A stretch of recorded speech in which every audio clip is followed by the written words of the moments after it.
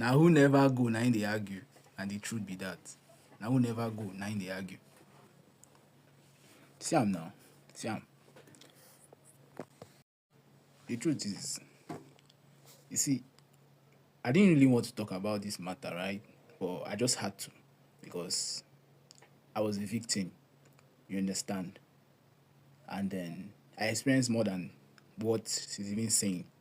Worst, I was abused at my PPA. You understand? When I was serving. Though I've served finish, I don't serve finish, I don't drop. You understand? Now I'm in the labor market. The labor market now, me in favor us now. We no see job. Left for me alone, right? I would say they should just scrap the whole program because the main aim why it was actually instituted was to bring in unity, to breed patriotism, and ethnic diversity, ethnic tolerance among the different tribal groups in Nigeria. But you agree with me that the potency of the scheme to achieve that has waned over time. And at this point right now, basically, I don't see any need for it. Like, it's just basically, if I'm to say it in simplest terms, it's just waste of 1 year. Because to tell you the truth, I wish I never went for that service. I wish I never did. Because is it from the treatment that I got in camp, both from the camp officials, or is it from my fellow corp members? The tribalistic remarks, the treatment. I was treated because I was posted in the north, so I know what I'm saying. As an Igbo guy, I know how deep. I don't know. And I'm not like somebody that you say, okay, I grew up at home. Okay, I didn't really grow up at home. I don't think all my life I spent up to 5 years in my hometown, right? I don't think. I was not even born in Nigeria. I was not really grown in Nigeria. I came back in Nigeria in my junior secondary school stage and all that. So you get the picture I'm trying to drive at. So the ethnic bias and all those things that most will associate with people from my tribe, I didn't get any of them.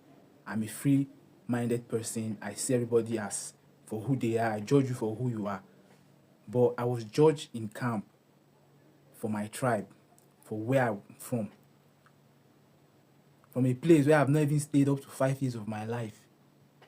I was treated, I don't want to go into details, but it was not nice. It was so bad that I just had to redeploy. I redeployed from north down to the south. I just had to. I could not just stay because I knew that I could not stay for the long haul at all. So I relocated back. So they posted me to my first PPA, got there, me being a cool, calm-headed person. I don't know if people remember my face, you understand? So I took up the responsibility.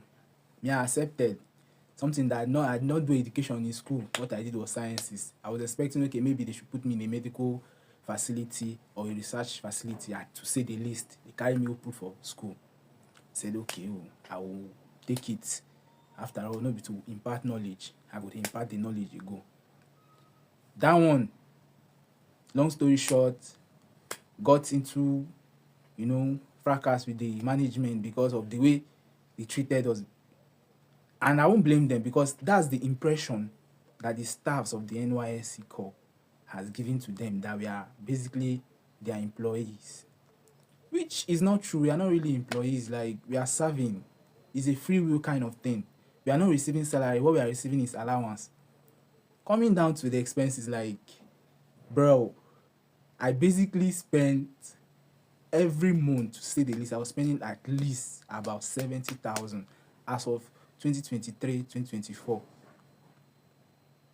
I was spending about 70,000 every month, plus or minus. That's when I'm talking about plus or minus, I mean like being as minimalistic as possible.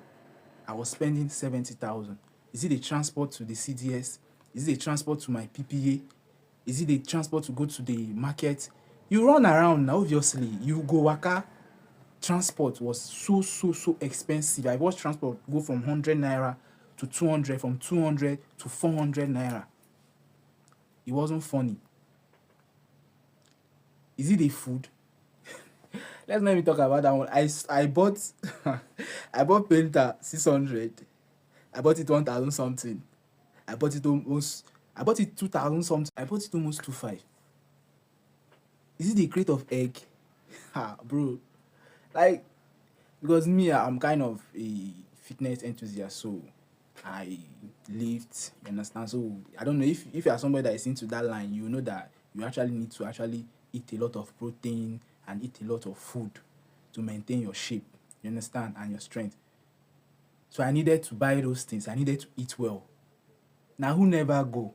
Now in they complain. Now who never go? Now in the see the problem with us in Nigeria, which I've discovered, is I think it's not even with us. I mean the generation before us, which directly or indirectly influences us, like our parents telling you.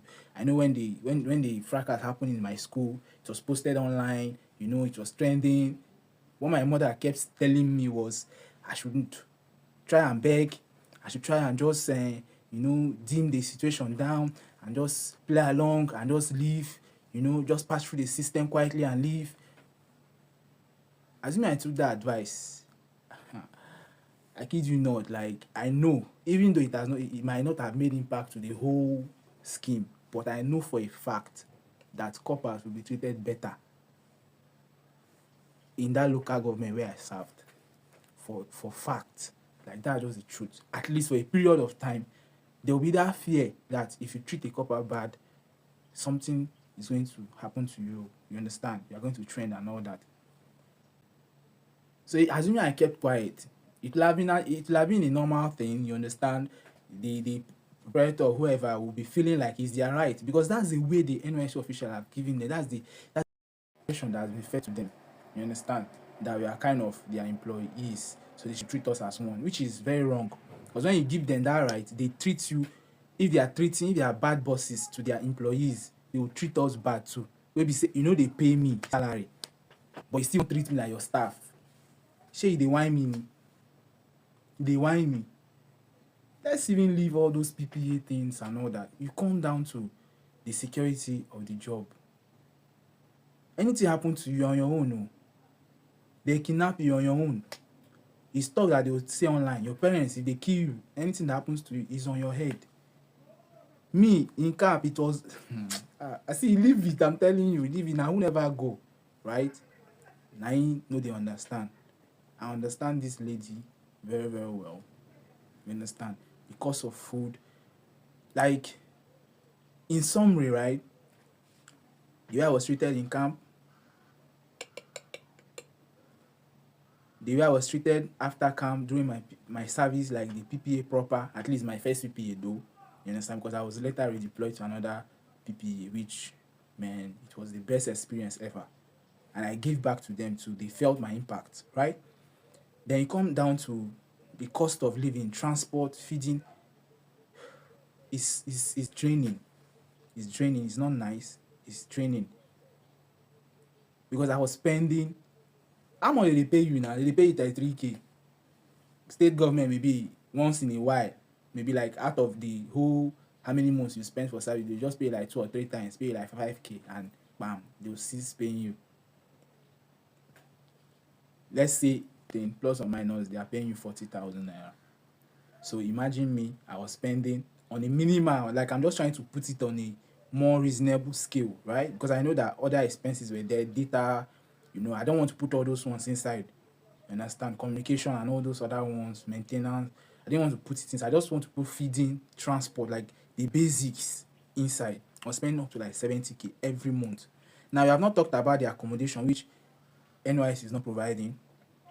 We are not talking about means of transportation, which NYSC is not providing. Nobody cares. When you go to go and use the NHIS, whatever, it's better you just give up, just go privately and go and sort out yourself.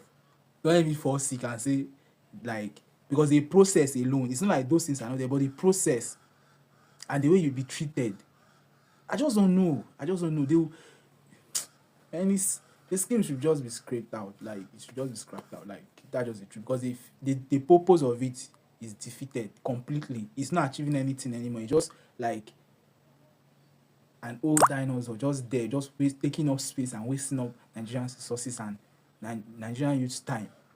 I don't see any reason for it again. It's just scrap it out. If not that they made it compulsory, oh my God knows, me personally, I wouldn't have gone for it. Me, that I went for it. The savings, my business is everything that I was doing before I went to service, everything. Because I moved from one state to another. The one that I was planning on staying, I went there, did not turn out the way it was supposed to be. I had to redeploy. Redeploying back here, I had to get house rent. You pay agents, they will bill you, new environment. It was not funny. It was not funny at all. It wasn't. It was not a nice experience at all because I went in full and I came out empty. That's just the truth. I went in with my savings and everything, my business, I came out empty. Now I'm looking for job. Job no day. Job no day. Nobody. They even if you don't know anybody, like there's no job. Like I mean reasonable job, not the one that you go, they offer you job, you're working like Jackie, I'm eating peanuts like monkey. No, I'm talking about reasonable job that is befitting. It's befitting. Job no day.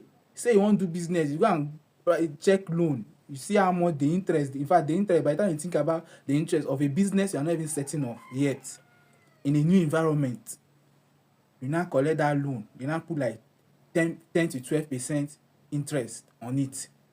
Then when you now look at the repayment plan, just default one, bam, you don't enter, like it's just like a trap. They will just use and hold you for life. You go pay tire for a business that you don't even know the probability whether it will be a success or not. Like, man, I don't want to say things so many don't come carry me, but guy, like if you talk, you die. If you no talk, you will see die because what we are doing in Nigeria is surviving. You are not dying. God, in Nigeria, not happen to my children. It must not happen to my children. I swear it. Kuma no go born. If you know say that here where I go dey, I no go born. Na wetin you all me. Because I no fit dey here born with this kind of thing. Make my children come experience this kind of thing. Hey, Jesus. Imagine adulthood that was sweet. 213, 212, 29 them. You go dey see adult that time. You see adulthood is sweet.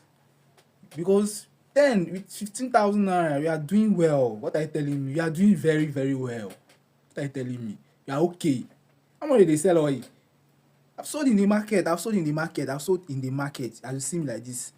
Yes, from my place. Yes, that's even though I no grow up for a house. You understand?